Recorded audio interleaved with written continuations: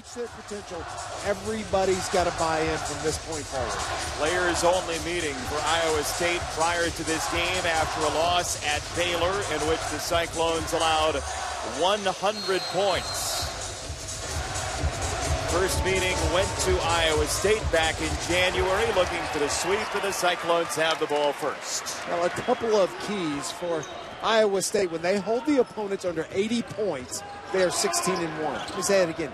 80 points. TCU only averages 60 points per game.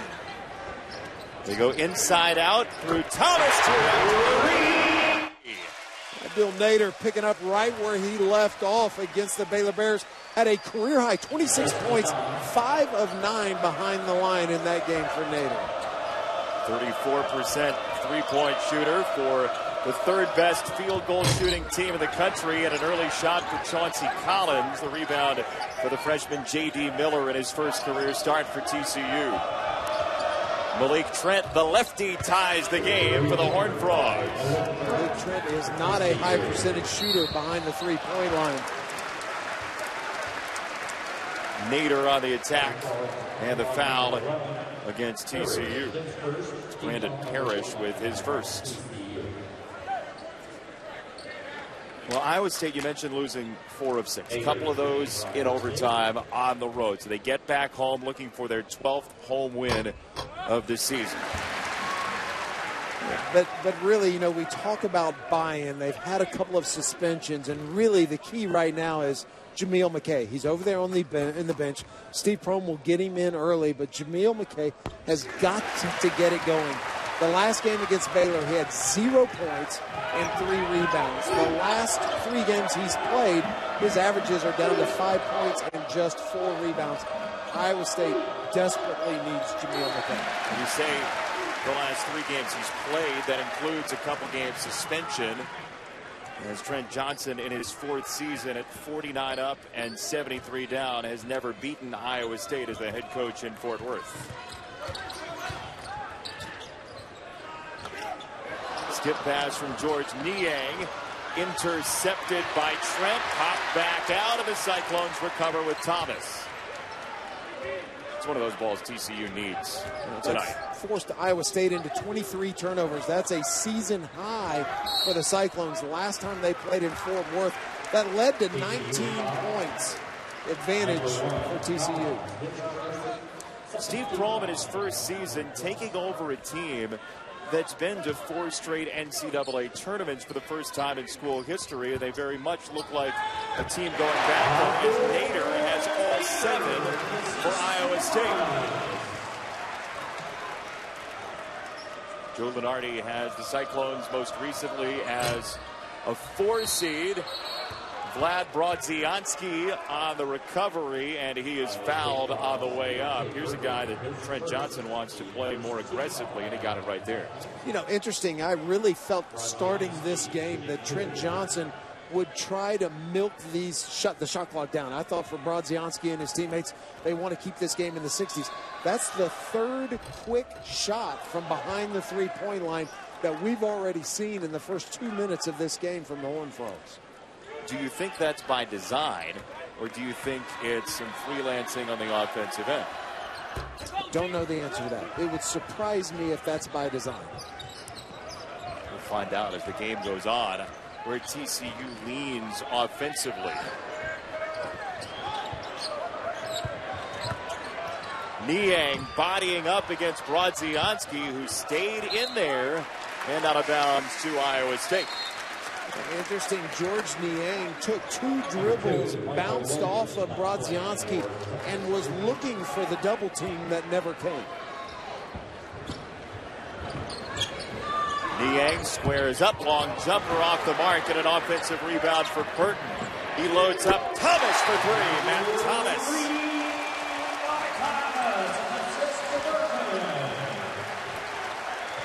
He's got a 3 in 17 straight games, the junior from Onalaska, Wisconsin.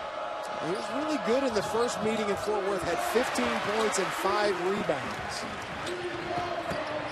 Thomas catch and shoot, got another. Steve Prohm and the Cyclones that they've got the early strong start against a TCU team that could easily have difficulty recovering. Well, they have just struggled so much offensively, TCU. They're last in the Big 12 in scoring, last in field goal percentage, last in rebounding, last in free throw percentage. That's not the formula of a team that can make up a big deficit if they get down early. Mike Williams, the point guard, is checked in. It's a live ball turnover that Thomas extracts for Niang. Morris always looking, has Nader, and he's got the offensive rebound. Extra feed, Morris for three. Burton again, second chance. And Trent clears it. Kavar Shepard, the big man for TCU, is hurt and not playing in this game. And so far, boy, he's being missed on those boards. Niang filling the lane for the Thunder.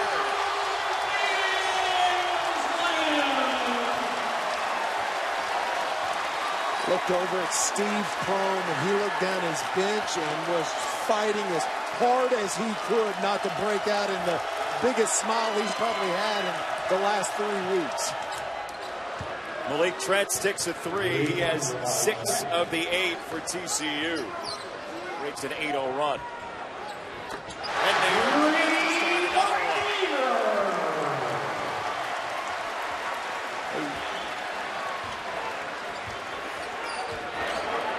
Nader in double figures already, just over 4 minutes in. The last 3 games, Nader's averaged 17 points per game and shooting a sizzling 55% from the floor. Williams, not much of a three-point shooter. And Iowa State really looking for transition so far in this game. Well, that's a tough matchup outside for Washburn out there guarding Matt Thomas 30 feet from the basket.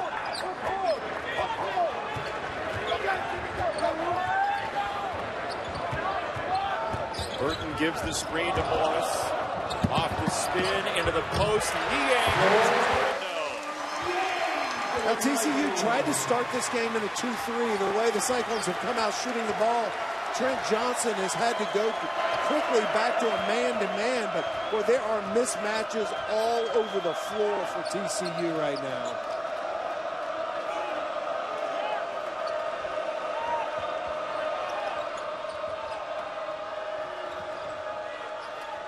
Washburn on Burton.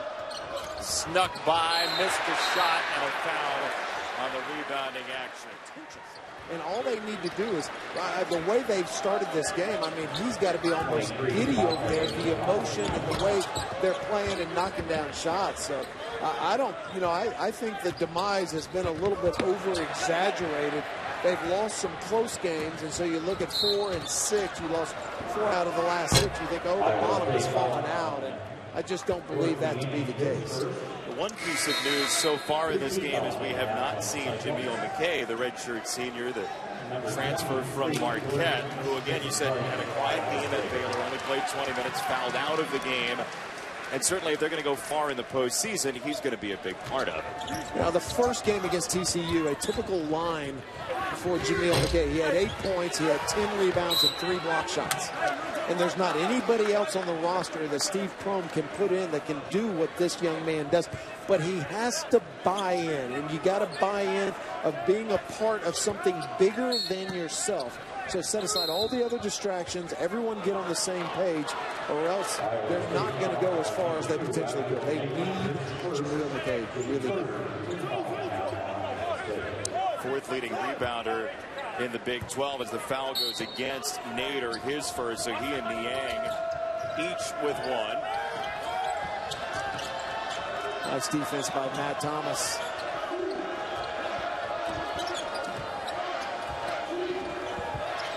On Collins. Washburn in the post. They help on him, and he scores anyway. Chris Washburn, the junior. Boy, kind of a one-handed shot put turnaround off the backboard was not pretty, but effective.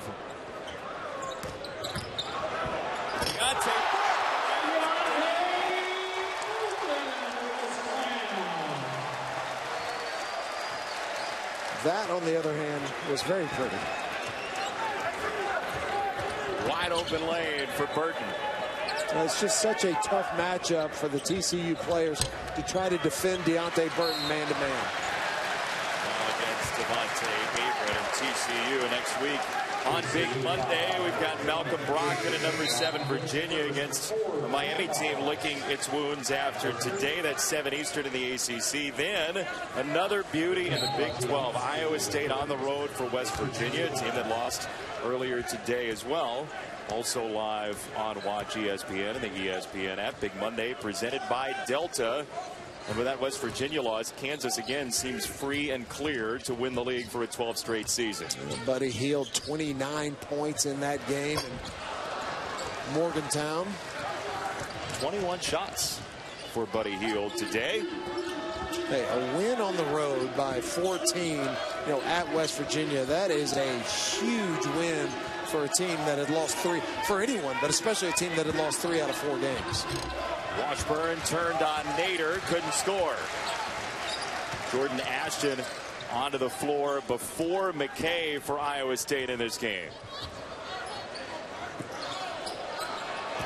Burton sizing up Brodzianski, and he stayed right with him. Yeah, that was a bad shot.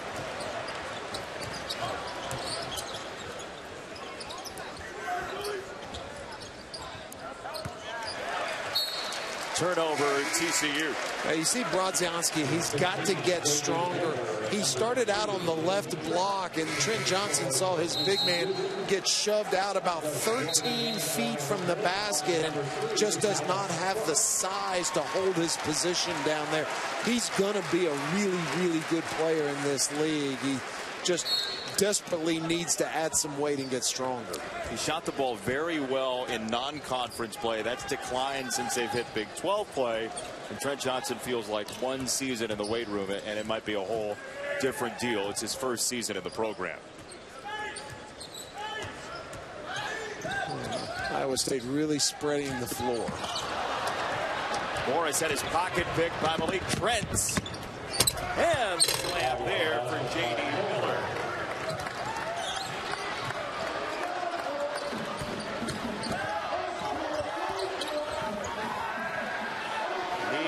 Cross court and an air ball off the 3.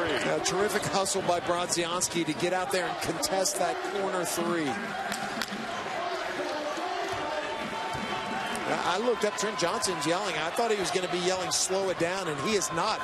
He's calling to speed it up and get that ball inside. Miller blocked away by Hallis Cook. Here is Cook. 43rd 3 attempted all year for Hallis Cook, who's another player that was suspended earlier this season. Brodzianski for 2. It's an 8-point game. Well, and you see what happens when he holds his spot down there. He's got a nice skill set. He's long, and he's got a high release point on that jump hook. And twice 4, he emphasized rebounding and then feeding the post. And what Trent was saying is, don't lob the ball into the post. Fire it. He said, try to hit our players right between the eyes, but throw that ball hard so they can make a quick move. Niang spots up and missed the jumper. That's now 0 for the last 5 for Iowa State. Meanwhile, TCU responds one more time with a Brandon Parrish 3. It's a 5-point game. And exactly what Trent Johnson told him to do. Snap that ball inside quick. Foul on the drive. Ashton probing for the Cyclones. Foul on Miller, the freshman, his first. Remember, TCU does have a win against Texas at home at the beginning of conference play. It's a team that Williams gets on with his hand in the cookie jar there. A team that has played some opponents tough. Well, they played a lot of people tough. You know, it's one of those situations. You talk to other coaches in the Big 12, and they say when you play TCU, you're just not going to blow them out. And you think, oh, you guys think, oh, we're just going to run them out of the gym, and you're not going to. They're going to fight and grind and ugly the game up, and they're going to stick around. Fade away from Parrish. Miller involved for the rebound, and he is fouled. 2 shots for the springy freshman, J.D. Miller. Next Super Tuesday, presented by Hotels.com. Avery Johnson's Crimson Tide against Tyler Eulis at number 14 Kentucky. That's 7 Eastern in the SEC. Then to the Big Ten, Denzel Valentine, number 8 Michigan State, battling the Buckeyes in Columbus. One of 2 games down the stretch between those 2 schools. That's 9 Eastern. Streaming live. Watch ESPN and the ESPN app. The debate rages on. Valentine or Heald. Which camp are you in? Has Valentine been good? Holy cow. First player in 20 years in the Big Ten to have 3 consecutive 20-point, 10 assist games. Listen to this. For 3 games, Denzel Valentine has averaged 27 points, 7 rebounds, and 11 assists. That's special. Eight of the miss. TCU can draw within 1 with a 3 here. On Valentine, earlier in the year, has bounced back from the injury, and Malik Trent has his 3rd 3 of the night. On the road, it's a 13-2 run. Already attempted 4 3-pointers in this game, and 3 of them have come from the exact same spot on the floor. How about TCU? They had a lot of reason to open a can of quit early in this game. Burton off the hesitation for 2. Meantime, for Iowa State, the era of good feelings in the first half went away rather quickly. Monte Morris with that assist, now 500 for his career at Iowa State. And Trent again for 3. This is a 22% shooter, and right now Malik Trent is pouring them in. Nader got it. 3rd 3 for Nader in the game. 5 for 9 in that game earlier this week against Baylor.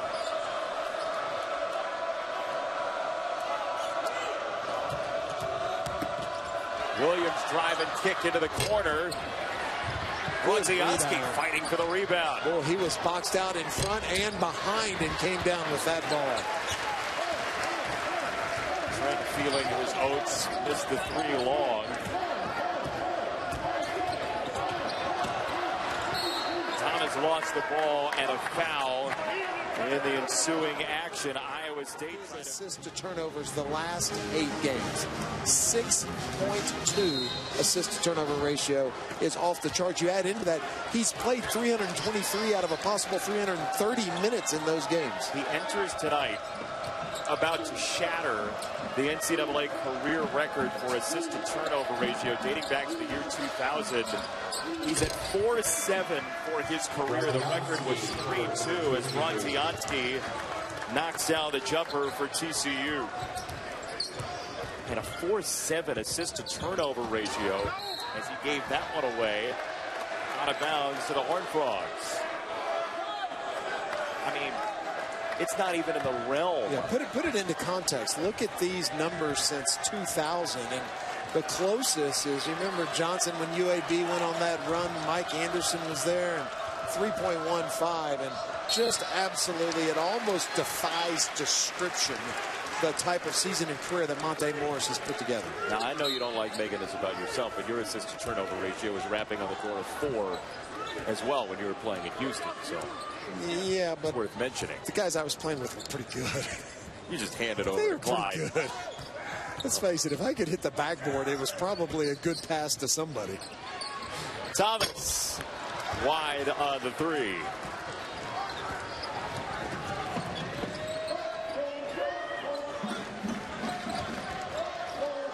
TCU has not led in this game. Did a much better job running their sets and really working hard to get that ball into the post. Washburn bumped off his spot, didn't draw the whistle, and ended up on the deck. A foul going against Trent. Washburn's a big, thick, strong kid, and he runs into Deontay Burton, and he bumps off of him, and Burton doesn't even flinch. It is amazing how strong Burton is, and that was post defense where he just bellied up, and literally Washburn looked like he was running up against a wall. Iowa State does not shoot many free throws, just 410 on the year, by far the fewest in the Big 12 by 97 compared to the closest competition. Morris, a 71% foul shooter, gets the bonus. And a very good foul shooting team. When you got Morris shooting 71, Thomas shoots 89, Abdul Nader's at 75, Niang's at 83. Iowa State trying to right the ship heading toward March. A team that's won the last 2 Big 12 tournaments.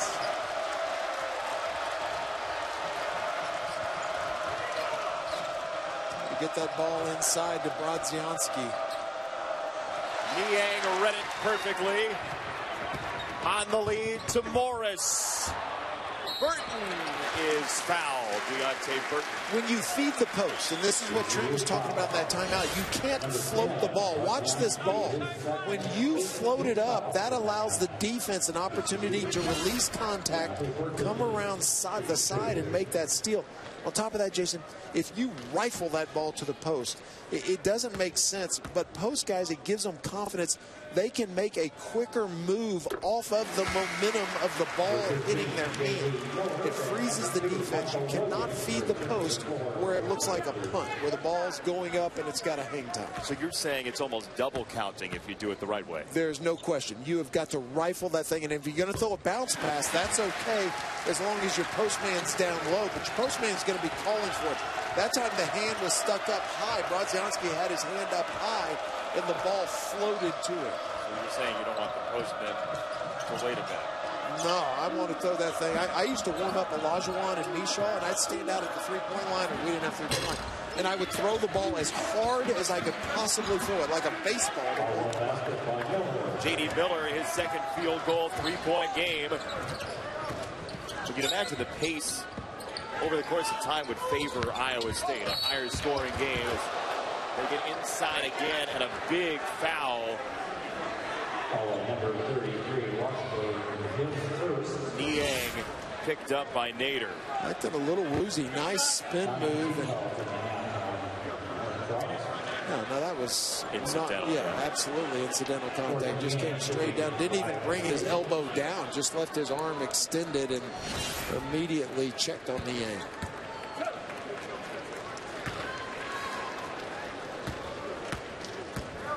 Seventh best foul shooter in the Big 12. George Niang missed. An 83% shooter. 11 times this season he has been over 20 points in a game, including the first meeting between these two teams in Fort Worth. Over 2,000 career points, just passed his former coach Fred Hoiberg for third on the all-time list at Iowa State. Still trailing Jeff Grayer in first and Barry Stevens in second on the career scoring list at Iowa State. Grayer not very likely to be caught big numbers at the top of that list, over 2,500. But that's pretty good company when you pass Fred Hoiberg. Good pass. Across the lane, 2 and a foul. It's a 2-point game. TCU having success getting that ball into the post. Watch J.D. Miller turn and square up and look at the basket. Very nice fundamental play by J.D. Miller to square up. Washburn finishing against Morris. And Miller the rebound off the missed free throw.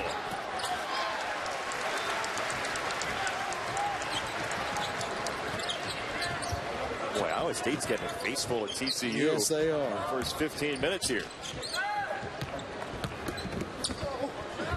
There's that shot fake and drive. They've seen it for years in the Big 12. Takes that big step like he's going to swoop off to the left and then pulls it back across his body in his right hand. And there are many people who can finish that play. Miller just inside for 2. J.D. Miller now with 7 for TCU in his first career start. Well, 2 for 10 behind the three-point line. That's why he thought better of his first shot attempt. Nader the miss, and TCU swarms to the basketball. Good move. Trent slicing. Got the rebound. Blocked out of bounds off the Miller shot. But look, that's back to the point I was making about Deontay Burton. He bellied up, and J.D. Miller just bounced off of him. He's straight up and down. It's the principle of verticality, and he's just so thick and strong that he holds his position, and people just bounce off of him. Air ball for Brandon Parrish. In the first half, we still have not seen Jameel McKay for Iowa State. Nearly 16 minutes in. Niang knew it. I don't know whether that was a sigh of confidence or a sigh of relief.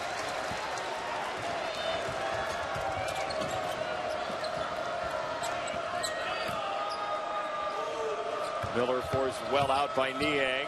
Went after him and scored. J.D. Miller on the reverse. At some point, Iowa State might need to start digging down on TCU's post players. Strong defense there from Parrish. Really Stayed good right defense. with Nader. Well, that was the plan. Steve Prohm Told us he was going to do that. said we're going to dig. Hadn't happened yet. J.D. Miller's gassed.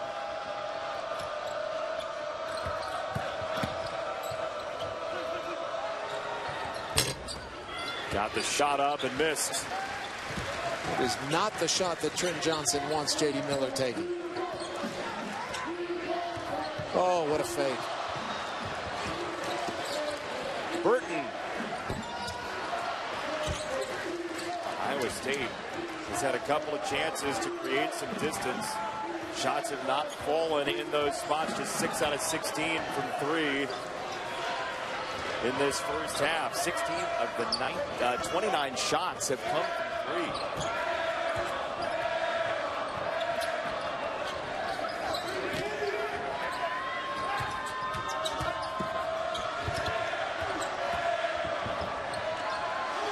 Washburn didn't want to take it. Miller in position for the rebound. Well, J.D. Miller really active here in the first half for the Horned Frogs. 9.7 rebounds, 2 assists for the freshman. How's that for a half? I'd be making a statement about give me some more opportunities to start. Not the shot Trent Johnson wanted.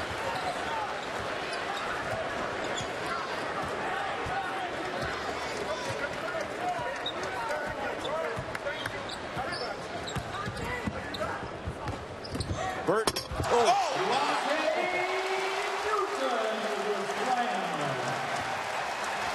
Every time he settles for a jump shot, I have visions of that. We've seen it a couple times already in the first half. Williams the floater, and TCU responds again.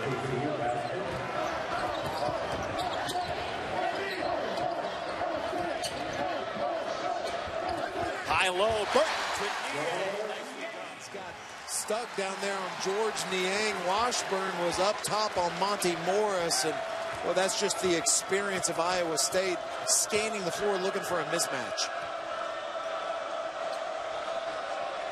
12 assists, 14 made field goals for the Cyclones.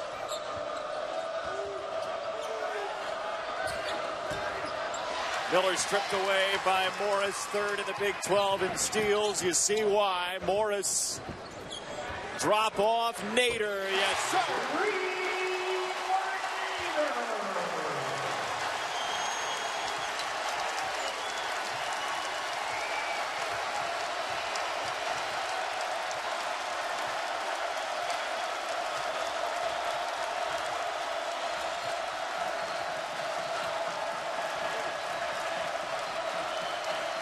2-second differential. Parrish gave it up, turned it over. 5 seconds. Morris, extra feed. Ashton. Well, that would have brought this roof down if he'd have knocked that. He never played there, went to a junior college in New Mexico and ended up here in TCU from his home in the Virginia Beach area in Portsmouth with 4 threes in the first half and an 8-point game at the break. And an important statistic from the first half so far, Jameel McKay is a DNP, and we assume it is a CD, as in coach's decision. We're not aware of any other reason that he has not played. Brandon Parrish on the reload for three. Brodzianski again scraps for the rebound, and you were watching Jameel McKay warm-ups before the second half. What was your assessment? Yeah, not so good. I mean, he stood at half court and talked to Naz Long, came over here to a bag of candy and got some candy and, you know, kind of joked and laughed, and I think I saw him take one shot. Suspended earlier in the year for conduct detrimental to the team. Parrish, double clutch. TCU's all over the offensive glass, and Miller for two more. 11 offensive rebounds in the first half, and already they've gotten 3 here in the second half.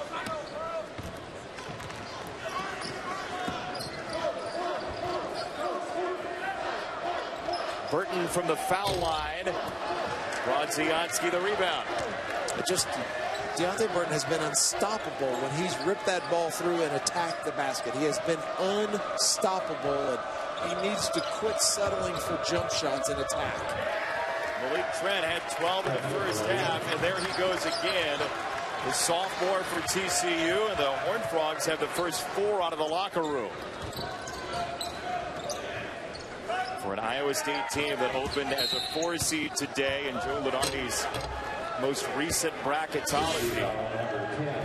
Watch TCU attack those boards. A lot of purple shirts in there. If they can't control it, they are tipping it to a teammate. And Malik Trent was so good from the outside in the second half. In the first half, starts the second half by going to the basket. Third foul on Brodzianski for TCU, so that's bad news for Trent Johnson, the only guy really in any foul trouble. Yeah, that's a breakdown on defensive assignment. If you are going to double team on the ball screen, you cannot leave George Niang unaccounted for coming down the middle of the lane. Ooh, that's going to be 4 fouls on Brodzianski. Well, you got to believe Trent Johnson likes his activity, but that's one that may keep him on the bench for 10 minutes. Watch this coming down the middle. There's a double team on the ball. Look at George Niang released, and just nobody there. J.D. Miller came late, but if you're going to double team, you got to help the helper. You got to rotate over on the backside, and especially if it's George Niang. When you say help the helper, what do you mean? Well, the guy said defending the screen, or whoever's defending George Niang goes over and helps the on-the-ball screen, then you've got to come back and help him. So you're actually helping the helper. Morris lobbed it up. Burton right at the 10 for 2 and a foul. Deontay Burton has been so good in this game when he's in there around the paint, around the basket, and using his strength and explosiveness. Transfer from Marquette, missed the first semester. Well, now 11 points in this game and 8 rebounds, so real close to a double-double with still 17:40 to go in the second half.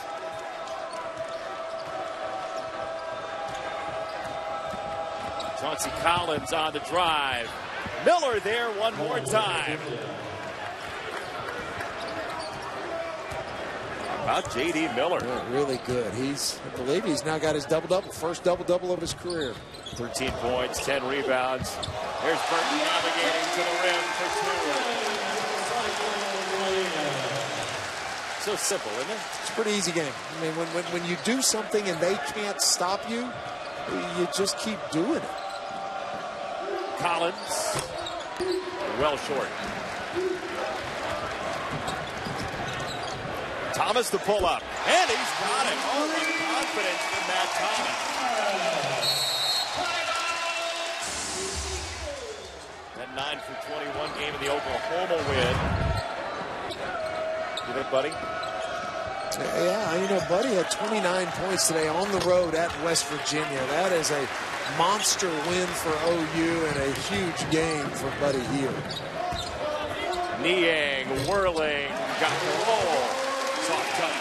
I believe that's the first time that Iowa State has run somebody to the paint. They've been running to spots, this open post transition early offense. That time George Niang ran right to the rim and turned and sealed. 7 in a row for Iowa State. Burton clutches the rebound. Niang, kick out, Thomas. A nice job of George Niang not traveling, caught that ball, did not yet have his body turned around, and yet still able to little touch pass out to Matt Thomas.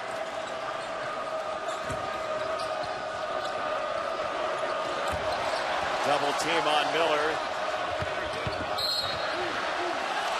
And he draws a whistle. Yeah, the transition. Live on Watch ESPN and the ESPN app. Interesting schedule for Iowa State. Home games. This one with TCU, Kansas State, Oklahoma State, the 3 bottom teams in the league. And the 2 roadies are very tough. At West Virginia and at Allen Fieldhouse to complete the year.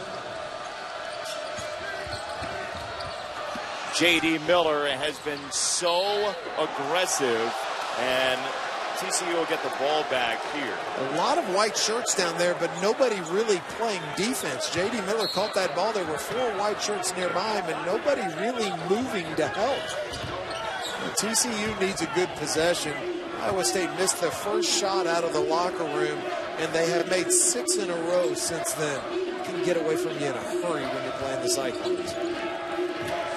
Double inside. Trent got hit on the arm.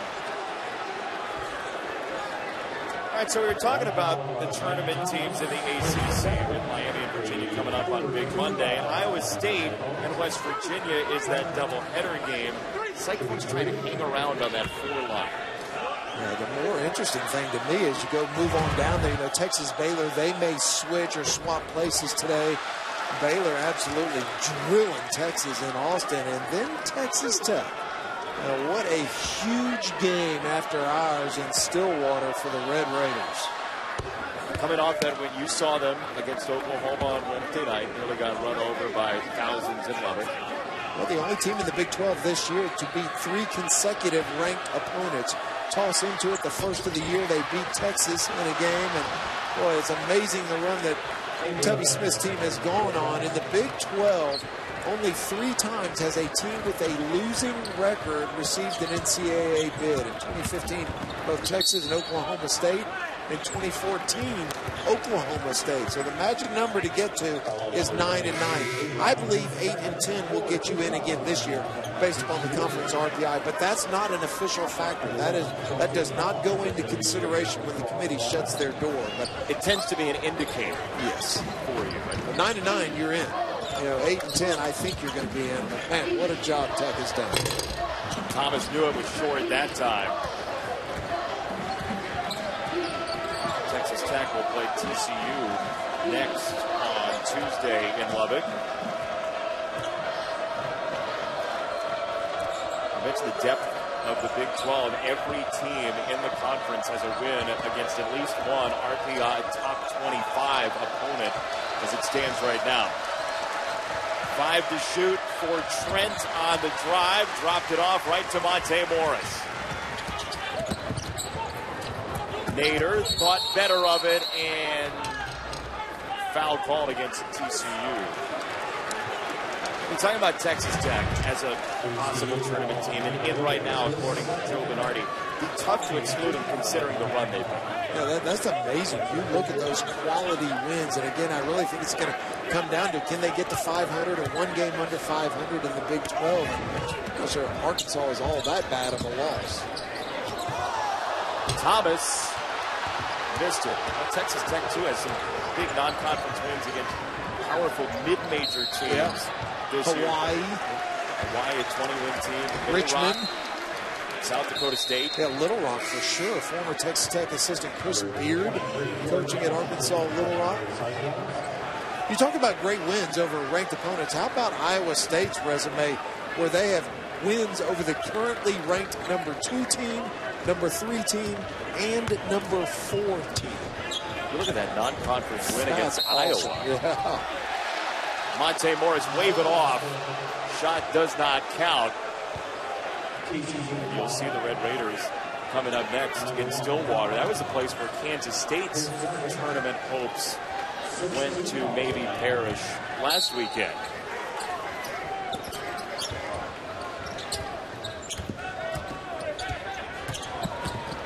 Nader stop and start off the spin. He's so dangerous in that first half. 16 before halftime, his first 2 after the break. Well, TCU just continuing to chunk up threes, and I believe they've missed their last 13 last 12 three-point attempts in this game. Monte Morris, the turnover off a carry. Iowa State as a tournament team. BPI at 17. And the question is, how do you weight the loss of Jameel McKay off a suspension, off a coach's decision? Morris bumped, couldn't get the shot to go. Williams on the flip trip for TCU, got the bucket.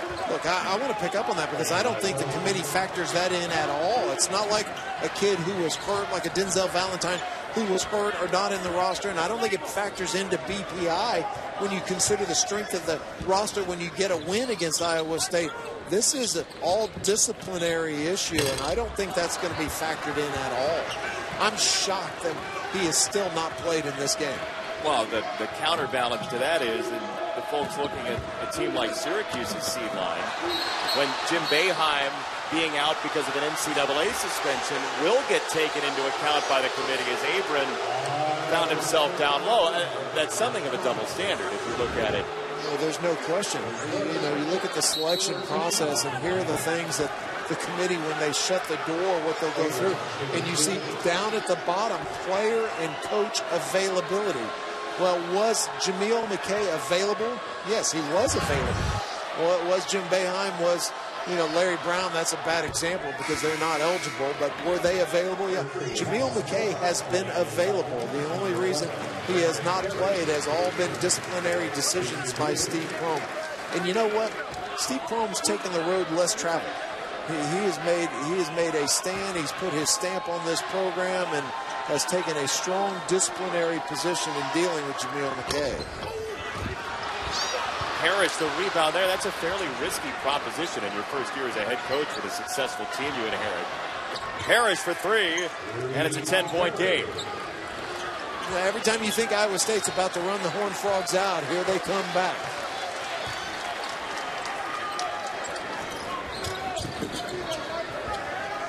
Williams denying Morris. Nader snaps off a 3.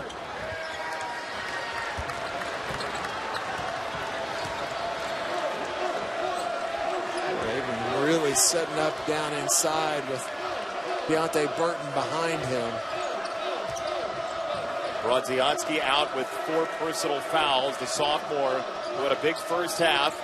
Collins flaring for 3. Chauncey Collins with his first bucket and a timeout. Don't give up your recovery. Still be able to close out to the shooter, which is something that Steve Prohm and Iowa State, they do so well in the other end. Is there anywhere you can't go in this arena? I mean, my gosh, you've been in both huddles already tonight. Where's the cheeseburgers? That's what I'm looking for. All access grill badge. Niang on Washburn. No help. Niang scores. Does such a nice job of bumping you with that left shoulder, and that creates the separation. So it's a little bit of a bump, but not enough to knock you over and draw the foul, but just enough to get separation. Thank you, by the way, for showing me what that is here at the table. I got separation from you easy, partner. Knocked me off my spot. Miller had it raked away. Deontay Burton right down central for 2. Deontay Burton has scored every time he's gone to the basket.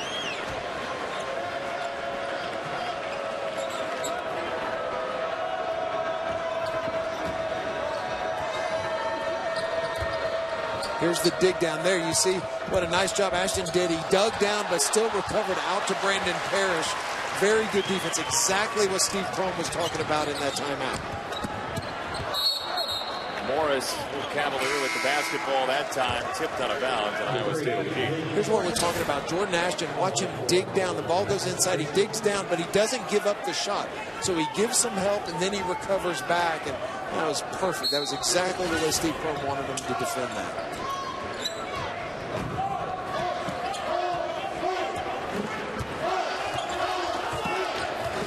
Iowa State's done most of its damage tonight in the half-court set.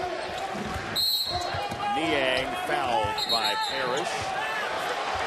And a whistle after the play. Our next Super Tuesday presented by Hotels.com. The Crimson Tide, Avery Johnson against Tyler Eulis.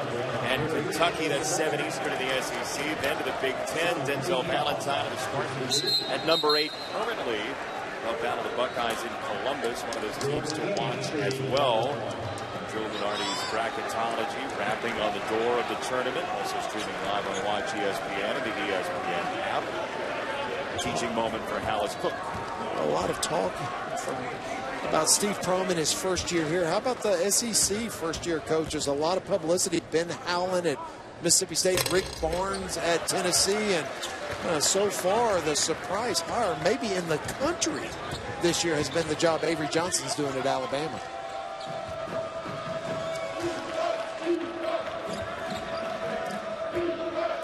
Big 12. We've seen a lot of coaches who've been around the block. Scott Drew in his second decade building at Baylor. Up top, another 3. Chauncey Collins. He's got 2 in the second half. And TCU still hanging around.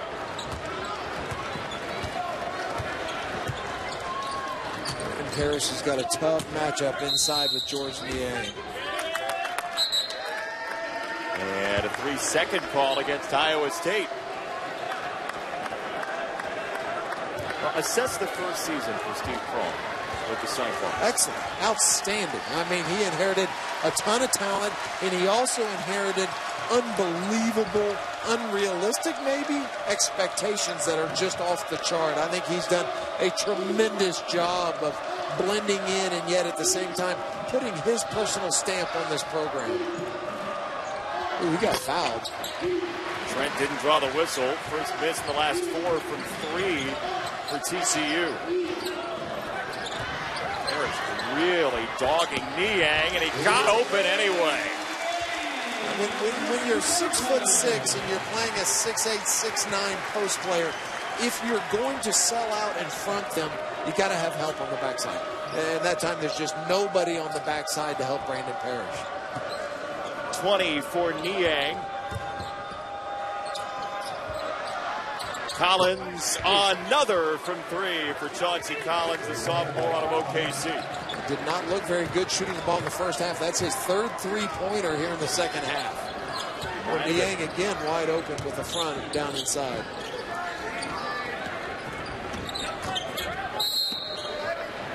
Let me tell you the problem defensively. It's not Brandon Parrish. You play post defense by putting pressure on the perimeter passer.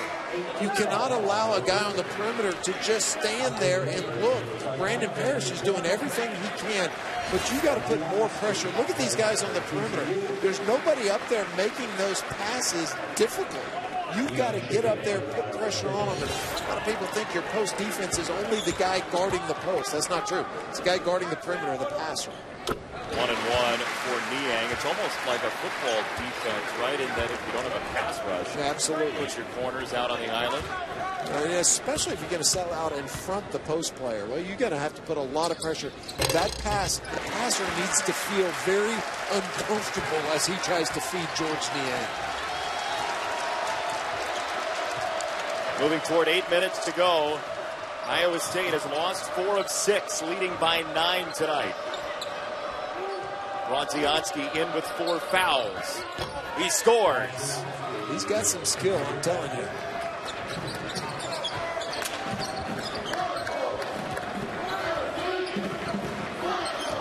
Nader off the overplay. 5-on-4 for a moment. Niang.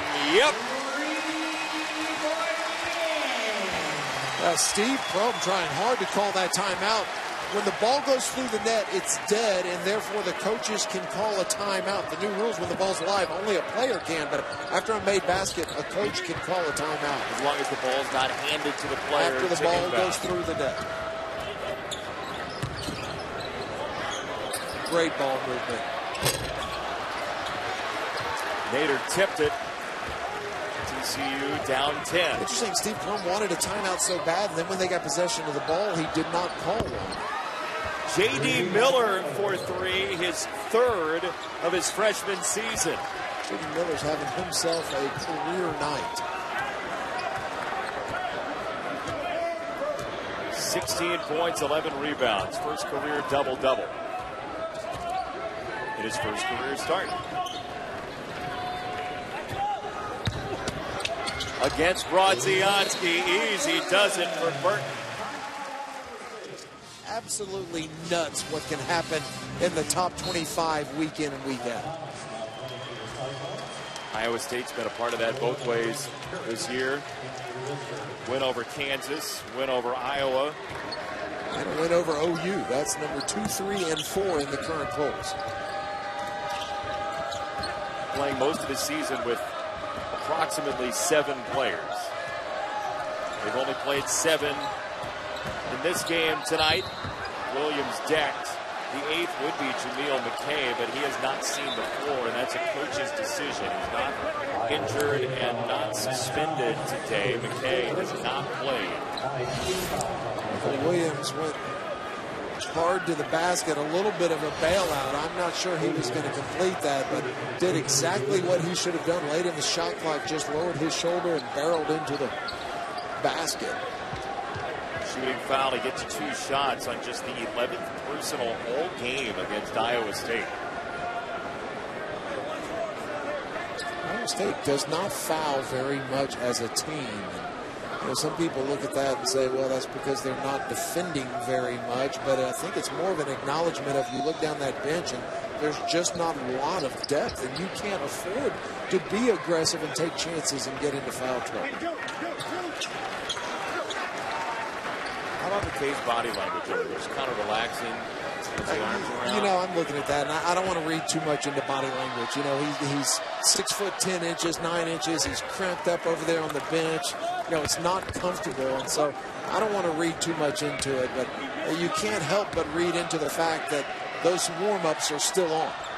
He has not played in this game, and after what happened with the suspension, and then he was so ineffective at the game against Baylor. He played their last game and had 0 points and 3 rebounds in that game.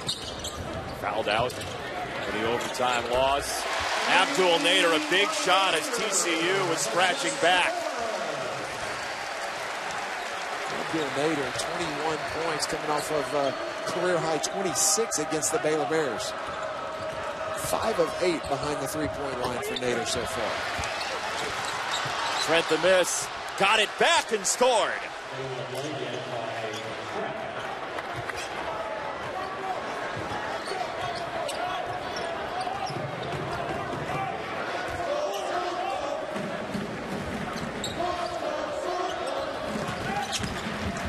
Nader revs it up and got the roll. Nice dive by Nader. As effectively as anybody in the country, Iowa State identifies something that works, and they just keep going to it.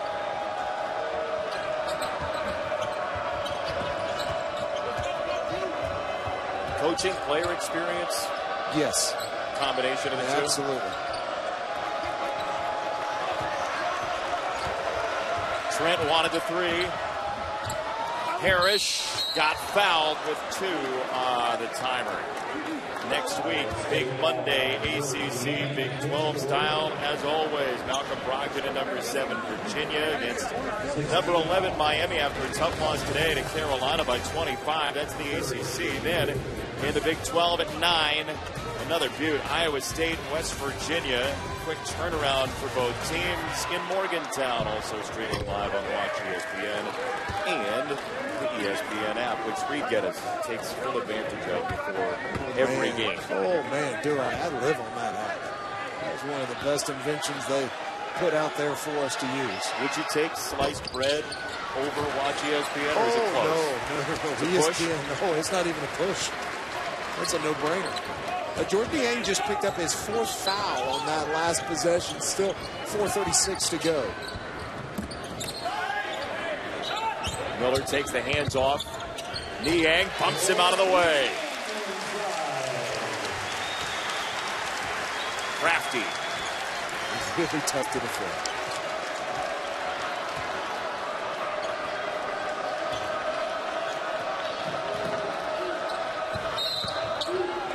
Out of bounds. Trent was on the sideline. Turnover number 14 for TCU.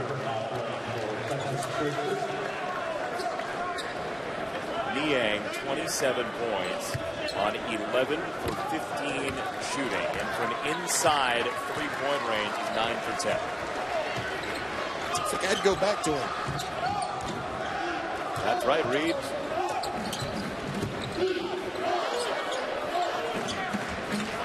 Chris Washburn has him now. Burton found a space, and he'll go to the free throw line, building on 17 points for the Cyclones, trying to get win number 19 on the season. Kansas beat one on the road at Kansas State. That was a demolition by Baylor of Texas. He beat him down. Only took 5 3-point field goal attempts in that game. Had 50 points in the paint against the Longhorns. Donovan Motley, 12 out of 13 from the floor.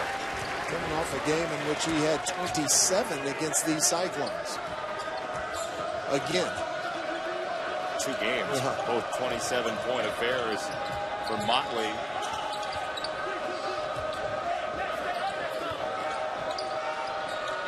Chauncey Collins, open look for 3. 4 threes in the second half for Collins, the sophomore. Gathers himself from way out without much of a step. He does not step into his shot very much, especially when you consider how far he's shooting that ball. Nader was harassed and fouled, just the 31st foul of the night combined. Called by Mike Stewart, Duke Edsel, and Byron Jarrett. Figured sneak their names in at some point, because we haven't seen much of this evening in Ames. Abdel Nader with 23 points to go along with Niang's 27, and the Cyclones are on the verge of having consecutive games in which 3 players have scored over 20 points in one game. Put that into context, TCU's only had 3 players score over 20 points all year long. 2 of those were Chauncey Collins against West Virginia. He's done that twice against the Mountaineers. As Nader goes 1 for 2. What do you think of the effort tonight for TCU? Really good. They had a lot of reason. Things started out so poorly for them that they had a lot of reason to kind of open a can of quit and not fight back, and they absolutely fought back. Malik Trent and J.D. Miller in the first half, and Chauncey Collins has been really good here in the second half. Brodzianski's had a nice effort game, and I don't think there's any criticism of the effort at all. Slick move by Deontay Burton, who builds on a great night here at Hilton College. Who's he going to run into later? You know, I'd step back. I'd step back and tempt him to shoot. And, you know, he wants to shoot jump shots. I'd step back and let him, because he's really difficult to stay in front of when he turns and rips that ball to the basket. They foul Brodzianski on the rebound. It's his 7th personal and the 5th foul against Niang. So he is finished 4 shy of his career high, 27 points, 2 rebounds, 2 assists. You see him inside, and that's a good call.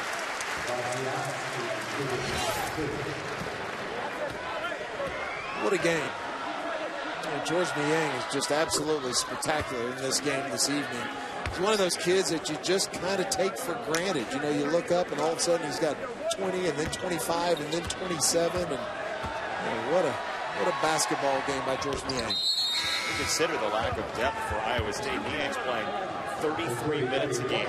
Monte Moore is nearly 38 minutes a game, most for any Cyclone players and Shane Power 14 years ago. These guys are playing huge minutes. The winningest player in Iowa State history, and now for the 12th time in the second consecutive game has scored over 20 points. Morris had to shove away Williams. Monte Morris turned the corner on him, set up Thomas. And a rare open miss from Matt Thomas, who's made 4 threes tonight. Other way, Washburn, 2 free throws coming. Look, it's nitpicking, but that was not a very good fast break. Anytime you have a 3-on-1 on the point, you need to get off the ball and physically stop. Create separation, turn your 3-on-1 into a 2-on-1, and then you got a chance to make the basket and get to the free throw line. But 3-on-1 is too easy to defend. When you say physically stop, what are you talking about? You're in the middle of the floor. You got the ball, you throw it, and you don't just slow down, you stop and create space.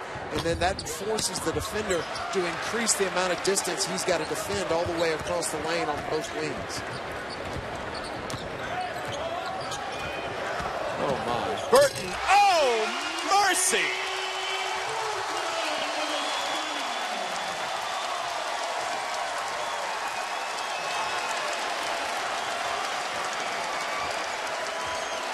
.23 for Burton.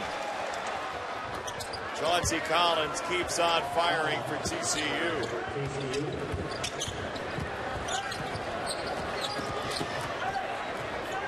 Statistically, Deontay Burton is just a 58% free throw shooter. And so if you want to take a runner and put somebody at the line a couple of times quick, the candidate would not be Matt Thomas. It would be Deontay Burton. Thomas only missed 3 times all year, but how about Burton? Well, this is the difficulty in defending Deontay Burton, and Trent Johnson was over there screaming for him. I mean, that was just a beautiful crossover and almost effortless finish at the rim. Hashtag SC Top 10, you think?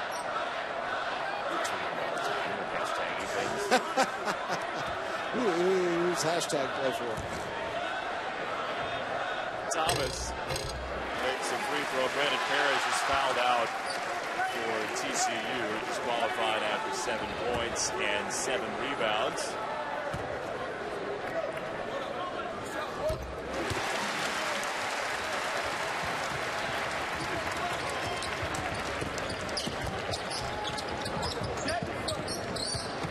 Moving down to a minute to go. TCU will drop to 2 and 12 in the Big 12.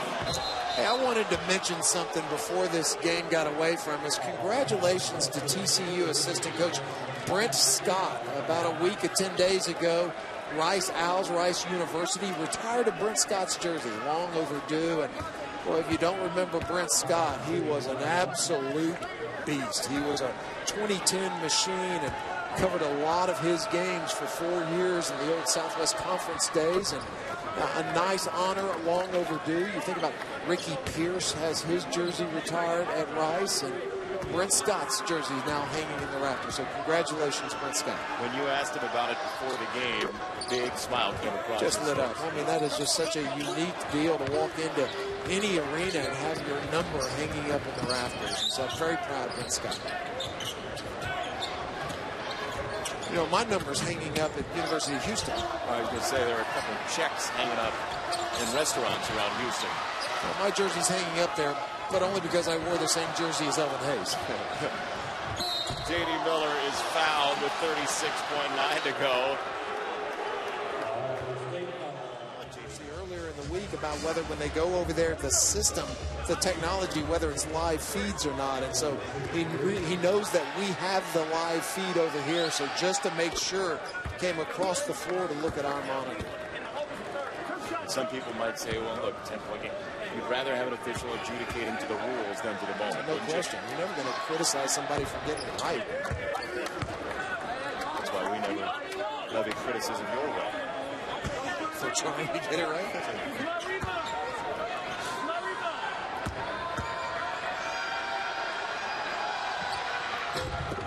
J.D. Miller, 3 for 3 from the line, nearing 20 points tonight. And Wojciechowski with a foul. those with dinner reservations at Hilton Coliseum cheer the 5th personal against the Slovakian sophomore. Well, it wasn't because Brodzianski was trying to foul him. He was just trying to jog up the floor. Now Thomas did a nice job of seeing him jogging up the floor and just stopping underneath him.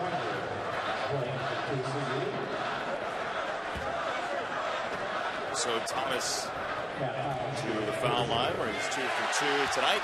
Brodzianski had a nice game. 10 points, 8 rebounds, 4 of 4 from the free throw line. You wonder if the foul trouble hadn't have happened, where he would have been at 6 in the first half.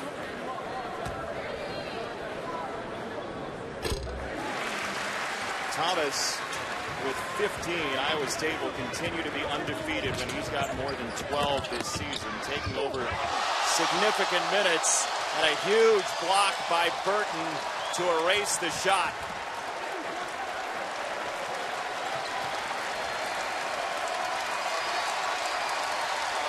That's a neat capper for Burton on one of his best nights as a Cyclone. 23 points, 14 rebounds.